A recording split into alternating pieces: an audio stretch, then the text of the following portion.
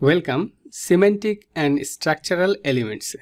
এই সেকশনের 5টি লেকচারে যেসব বিষয় নিয়ে আলোচনা করা হবে তা হলো সিমেন্টিক অ্যান্ড স্ট্রাকচারাল এলিমেন্ট, এরপরে নেভিগেশন, আমরা অ্যাঙ্কর ট্যাগের ব্যবহার এর আগে দেখেছি। এই লেসনে আমরা অ্যাডভান্স লেভেলের অ্যাঙ্কর ট্যাগের ব্যবহার দেখব।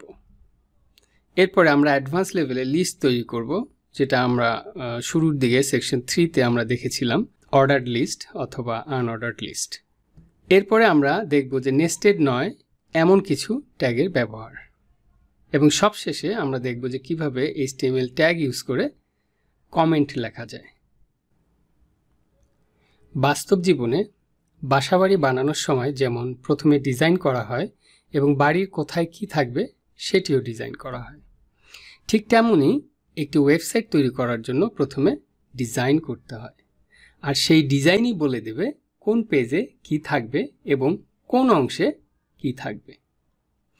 একটি ওয়েবসাইট ডিজাইন করতে যেসব বিষয় অত্যন্ত গুরুত্বপূর্ণ সেসব বিষয় দিয়েই এই সেকশনটি সাজানো হয়েছে।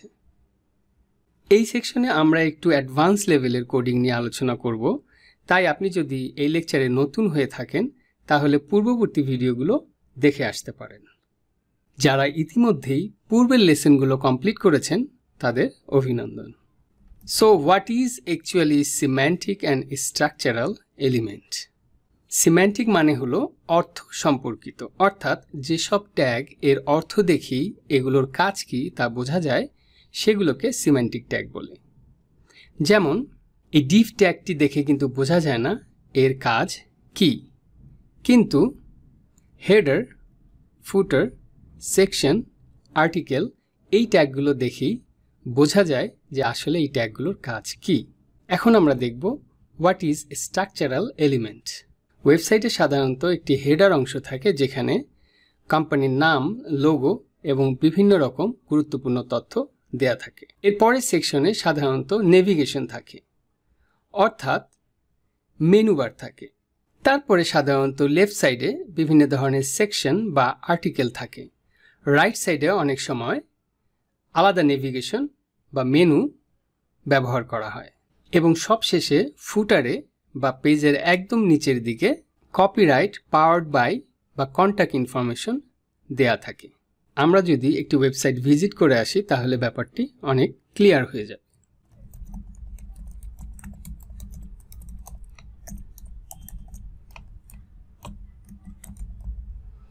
আমি একটি ওয়েবসাইটে গেলাম। এই ওয়েবসাইটটিতে আমরা দেখতে পাচ্ছি শুরুর দিকে হেডিং সেকশন হচ্ছে এই পর্যন্ত, যেখানে কোম্পানির নাম, লোগো এবং ডান দিকে কন্ট্যাক্ট ইনফরমেশন, অ্যাবাউট আস এবং অন্যান্য লিঙ্কগুলো রয়েছে, এবং তারপরে একটি নেভিগেশন সেকশন আছে যেখানে মেনুগুলো দেখাচ্ছে। এরপরে একটি পেজে গেলাম। এই পেজে আমরা দেখতে পাচ্ছি বাঁদিকে বিভিন্ন ধরনের সেকশন রয়েছে, এবং ডান দিকে অ্যাসাইড বলতে আমরা একটু আগে যেটা বুঝিয়েছিলাম যে এই আর্টিকেল বা এই পেজ রিলেটেড অন্যান্য কুইক লিঙ্কগুলো ডান দিকে দেখা যাচ্ছে। এবং ওয়েবসাইটের একদম শেষে গেলে আমরা দেখতে পাবো নিচে ফুটার অংশে reading room, online reading room থিমটি ডিজাইন করেছে কে এবং পাওয়ার্ড বাই টেক্সটটি লেখা আছে। তো বিশেষ ধরনের কিছু ট্যাগ দিয়ে এভাবে আমরা একটি ওয়েব পেজকে ডিজাইন করতে পারি এবং বিভিন্ন ধরনের সেকশনগুলোকে আলাদা আলাদা করে আইডেন্টিফাই করতে পারি।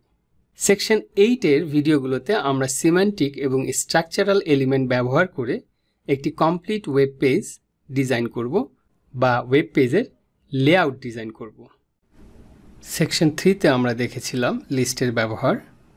এই লেকচারে দেখব advance use of HTML list. আমরা দেখেছিলাম HTML এর লিস্ট দুই ধরনের, আনঅর্ডার্ড লিস্ট এবং অর্ডার্ড লিস্ট। আনঅর্ডার্ড লিস্ট বলতে বোঝায় যে লিস্টে কোনো অর্ডারিং থাকবে না, 1 2 3 4 অথবা ABCD এরকম কোনো অর্ডারিং থাকবে না। আর অর্ডার্ড লিস্টে অবশ্যই ক্রম থাকতে হবে, অর্থাৎ 1 2 3 4 এভাবে, অথবা ABCD অথবা রোমান সংখ্যায় থাকতে হবে। আনঅর্ডার্ড লিস্ট লেখা হয় UL এর ভেতরে লিস্ট আইটেমগুলোকে LI দিয়ে অর্ডার্ড লিস্ট লেখা হয় ওএল দিয়ে এবং লিস্ট আইটেমগুলোকে একইভাবে এলআই দিয়ে লেখা হয়। তাহলে শুধুমাত্র ইউএল এবং ওএল নির্ধারণ করে দিচ্ছে যে লিস্টটি আনঅর্ডার্ড হবে নাকি অর্ডার্ড হবে। তো চলুন এইচটিএমএল লিখে এর প্র্যাকটিক্যাল ইউজটা দেখে আসি।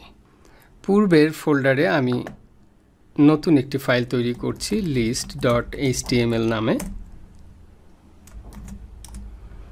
এবং এখানে প্রথমেই আমরা ইউএল তৈরি করব, li html li css এবং JavaScript। একই লিস্টটাকে কপি করে আমরা চাইলে অর্ডার্ড লিস্ট তৈরি করতে পারি। আমরা জানি এর জন্য ইউএলকে চেঞ্জ করে ওএল করে দিতে হবে।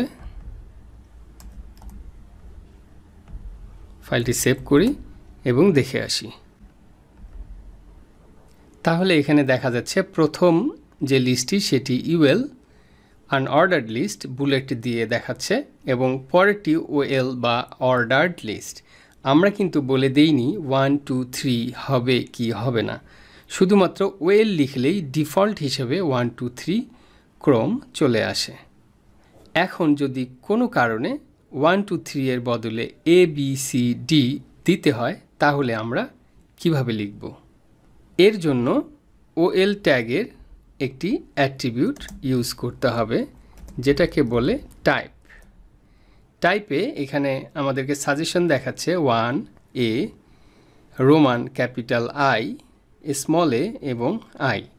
আমরা এ সিলেক্ট করলাম, সেভ করে দেখে আসি।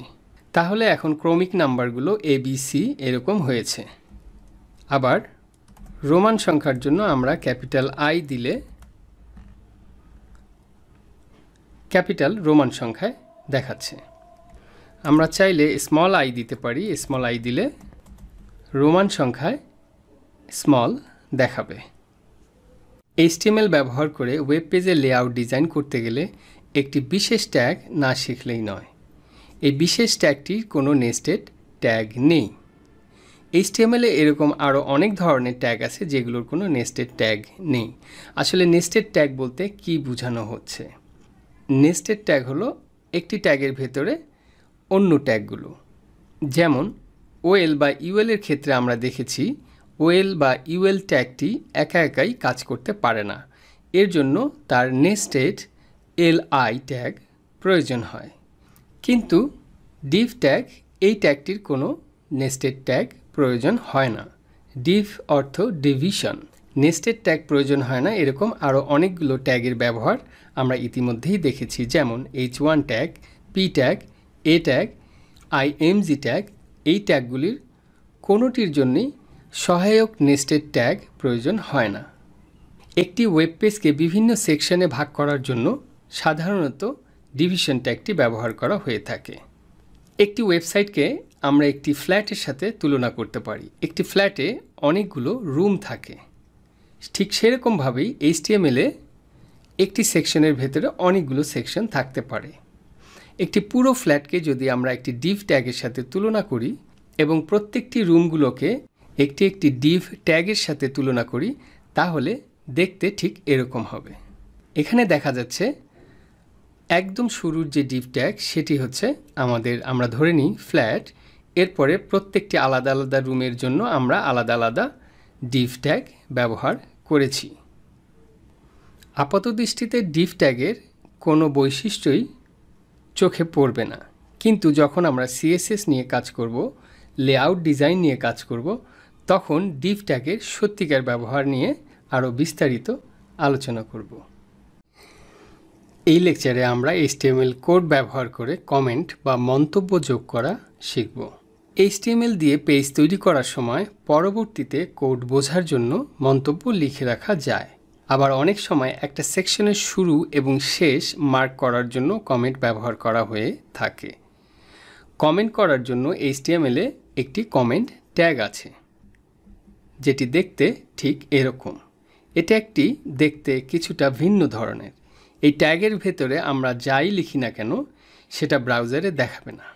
কমেন্ট ট্যাগের প্রয়োজনীয়তা বলে শেষ করা যাবে না। কোনো কাজের জন্য ভবিষ্যতে কিছু করতে হবে তা কমেন্ট করে রাখলে পরে সেই কমেন্ট দেখে কাজ করা যায়। যেমন আমরা এখানে একটি কমেন্ট লিখছি এক্সক্লামেশন সাইন দিয়ে, তারপরে দুটি ড্যাশ, অটোমেটিক্যালি ক্লোজটা চলে এসেছে। আমরা স্পেস দিয়ে এখানে লিখব need to add all the list items letter. আবার আমরা এখানে কমেন্ট করতে পারি স্টার্ট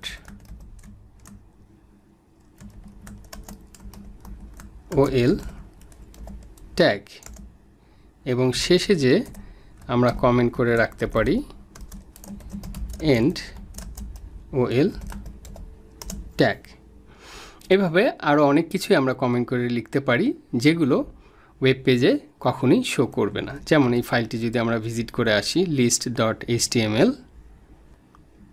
তাহলে ঠিক আগের মতোই ফাইলটি দেখাচ্ছে এবং এখানে কোনো পরিবর্তন আমরা লক্ষ্য করছি না, কিন্তু কোডে আমরা আমাদের ইচ্ছে মতো কমেন্ট করে রাখতে পারছি।